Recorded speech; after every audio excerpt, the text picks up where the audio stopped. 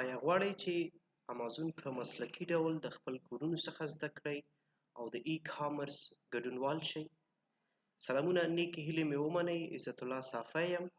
په دغه درس کې به موږ د خپل کورس په آوټلاینز یا موضوعاتو باندې بحث وکړو. موږ به ووایو دلته به موږ په څه باندې بحث کوو. همدارنګه زموږ روزمره کلاسونه به د څه په هکله اوسي.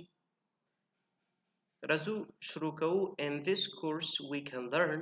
په دغه کورس کې موږ زده کولی شو what is Amazon. Amazon څه شی دی؟ Amazon چې نن سبا خلک ترېنه زیات پروفیټ ګټه اخلي، دا خپله د کوم ځای څخه رامنځته شوی دی؟ په ټوله نړۍ کې څومره فیزیکل مرکزونه لري، یعنی فیزیکي موجودیت په څومره هیوادونو کې لري؟ همدارنګه مین مرکز د دوی د کوم ځای څخه دی؟ چا منځته راوړی دی؟ په کوم کال منځته راغلی دی؟ سیکنډ به موږ ووایو who is the founder of Amazon in online business. په آنلاین بزنس کې، په آنلاین ورلډ کې د امازان منځته راوړونکی څوک دی؟ په کوم ډول سره دا وتوانېده تر څو امازان منځته راوړي؟ دریم به موږ بحث وکړو how many people are engaged with Amazon. په امازان کې څومره خلک اخته دي، څومره خلک پکې فعالیت لري، څومره خلک پکې دا بزنس مخته وړي، او په امازان کې څومره انویسټمنټ شوی دی اراوند د ورلډ، د نړۍ ګرچاپیر. او دغه بزنسمنانو، تجارانو چې کوم دلته انویسټمنټ کړی دی، دوی د میاشتې څومره پروفیټ د دې څخه اخلي؟ نیکسټ به موږ بحث وکړو as Amazon business possible from Afghanistan. آیا امازان بزنس موږ د افغانستان څخه ترسره کولی شو؟ یعنی مقصد دا دی د افغانستان څخه خرید و فروش کولی شو؟ که کولی شو، په کومه طریقه باندې موږ کولی شو؟ او آیا د افغانستان بانکونه د امازان سره رجسټر دي که نه؟ پنځه به موږ بحث وکړو what are the requirements of Amazon for a businessman. د یو بزنسمن دپاره، د هغه شخص لپاره څوک چې غواړي په امازان کې خپل بزنس شروع کړي، د هغې دپاره د امازان ریکوایرمنټس، غوښتنې کوم دي؟ چې آیا ته په کومو غوښتنو سره باید بشپړ اوسې تر څو وتوانېږي چې په امازان کې خپل بزنس پرمخ یوسي. شپږم به موږ بحث وکړو what are the models of Amazon. په امازان کې په کوم کوم ماډلو باندې خرید و فروش کیږي، هغه ماډلز کوم کوم دي؟ بیا به بحث وکړو what is private label یا PL. private label څه ته ویل کیږي؟ private label او د نورو ماډلو فرق څه شی دی؟ په private label کې څومره اندازه پورې موږ انویسټمنټ کولی شو، تر څومره پروډکټس پورې اخیستلی شو؟ پرایویټ لیبل لپاره کوم سورسز ډیر زیات مهم دي؟ څنګه به د دې لپاره موږ پروډکټ هانټینګ به کوو؟ همدارنګه یو لړ نور معلومات به په دې کې موږ زده کړو. نیکسټ به پسې ووایو what is wholesale. wholesale څه شی دی؟ او د wholesale او د پرایویټ لیبل ماډلو ترمنځ فرق څه شی دی؟ فرق یې په څه کې دی؟ نیکسټ به what is retail arbitrage. retail arbitrage کوم ډول ماډل دی؟ د نورو سره یې فرق څه شی دی؟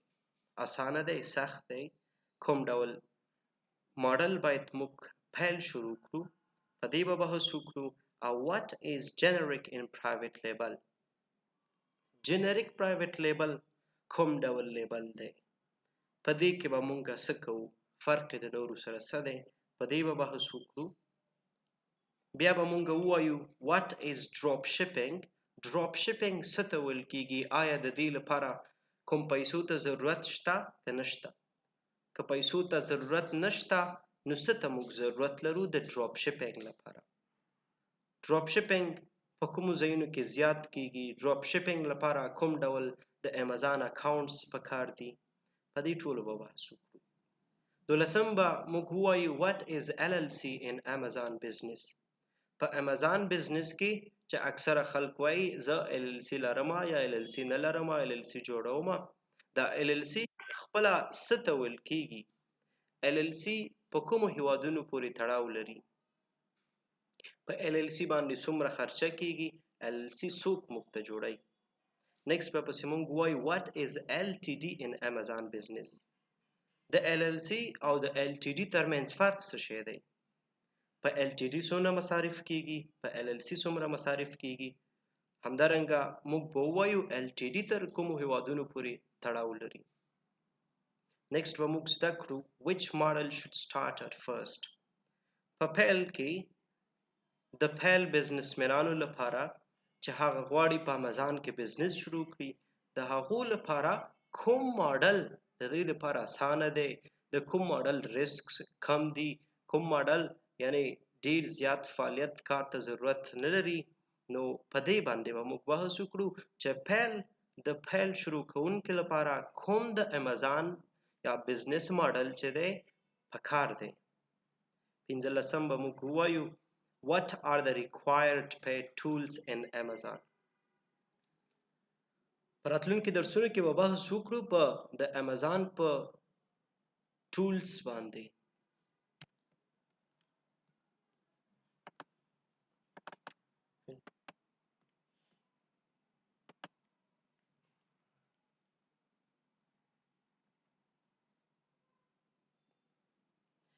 نیکسټ به بیا موږ بحث وکړو what are the required paid tools in Amazon په امازان کې یا د امازان د بزنس شروع کولو لپاره کوم ټولز ته موږ ضرورت لرو باید هغه ټولز یعنی ځان سره ولرو ترڅو د پروډکټ هانټینګ لپاره موږ د هغه ټولز څخه کار واخلو راتلونکي درسونو کې به تاسو وپېژنئ چې دغه ټولز په څه معنا دي دلته پیډ ټولز په کومه معنا دي او همدارنګه فری ټولز په کومه معنا دي نو دلته به موږ زده کوو چې دغه پیډ ټولز چې دی په څومره پیمنټ سره مونږه پرچیز کولی شو د کوم ځای څخه یې پرچیز کولی شو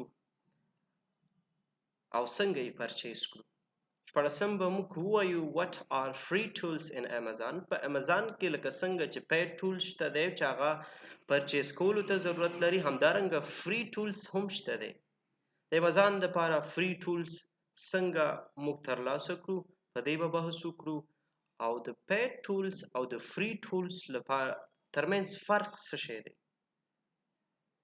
ولسم به موږ وایو what is product hunting product hunting څه ته ویل کیږي hunting خو موږ وایو ښکار ته وایو خو دلته د product hunting نه مقصد دا دی چې هغه پروډکټ ته راونیسي چې په کوم پروډکټ کې ستا ریسک کم اوسي کوم پروډکټ تا ته پروفیټ جنریټ کړي کوم پروډکټ تا ته ګټه درته لاسته راوړي په پروډکټ هانټینګ به بحث کوو نیکسټ به بیا وایو what is product sourcing product sourcing څه ته ویل کیږي د کوم ځای څخه مونږ کولی شو یو پروډکټ سورس کو یو پروډکټ پیدا کړو مونږ 19 به موږ بحث وکړو what is product listing product listing څه ته ویل کیږي پروډکټ په څنګه موږ لیست کوو څنګه به په امازان باندې دا لیست کوو د دې لپاره څه ته ضرورت دی هغه باندې به بحث کوو 20 موږ به وایو what is علی بابا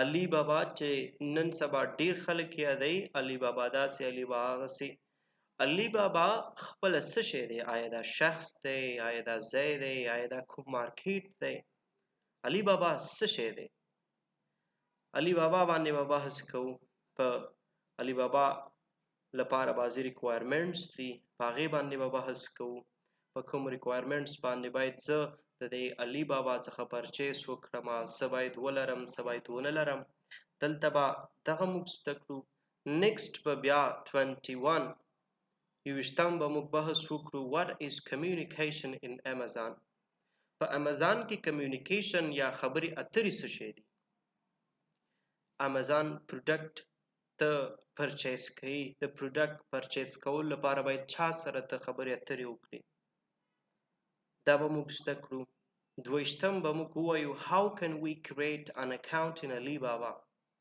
په Alibaba پلیټ فارم کې موږ څنګه کولی شو چې یو اکاونټ جوړ کړو ځان ته آیا دلته هم کوم تعداد پیسو ته ضرورت دی ترڅو علي بابا کې مونږ اکاونټ خلاص کړو یا نه دلته فری کیږي.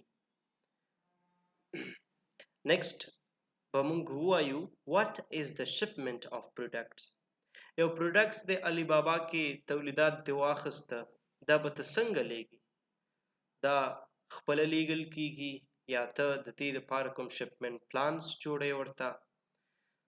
څنګه به ته دغه پروډکټ هغه خپل ټارګټ ځای ته هغه خپل چې ستا د امازان مرکز چیرته دی هلته ته لیږي دا به ته په کوم شرایطو سره لیږي؟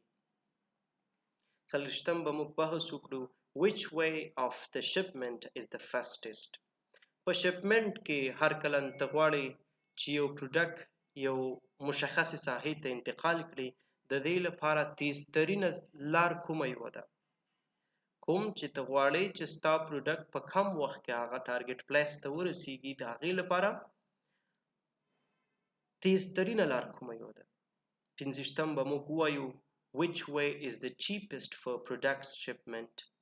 د پروډکټ شپمنټ لپاره ارزان ترینه لار کومه ده په دې کې؟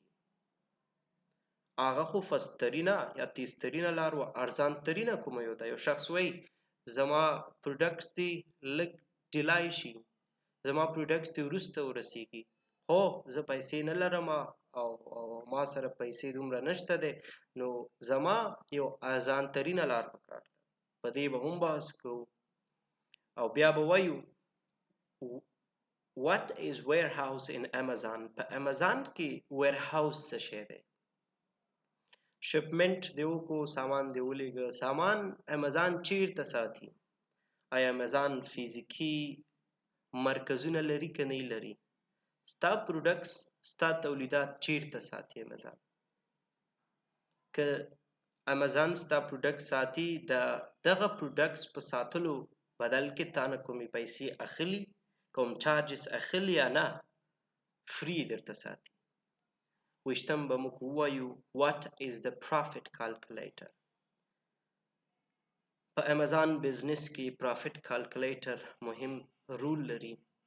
پرافټ کالکولیټر تاسې ته ښایي چې آیا ته په دغه پروډکټ کې ګټه کوي یا تاوان کوي؟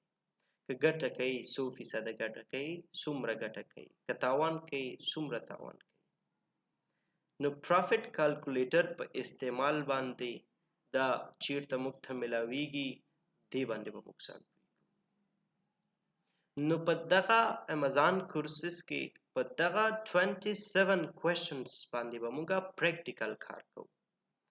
دغه 20 پوښتنې به موږ تحلیل کوو دا به موږ په دغه هره پوښتنه باندې مختلف لیکچرې دي زموږه په دې باندې به ځان پوهوو چې هرې پوښتنې ځواب څنګه دی دا موږ څنګه وکړو پریکټیکلي. نو عزت الله صافي ته اجازه راکړئ دا و زموږ د امازان کلاس پیل د آوټلاینز درس و یعنی د امازان چې کوم دلته موږ کورس وایو په دې کې کومې موضوعګانې تدریسوو دا موږ دلته زده کړه. تر بیا ښې شېبې خدای پامان.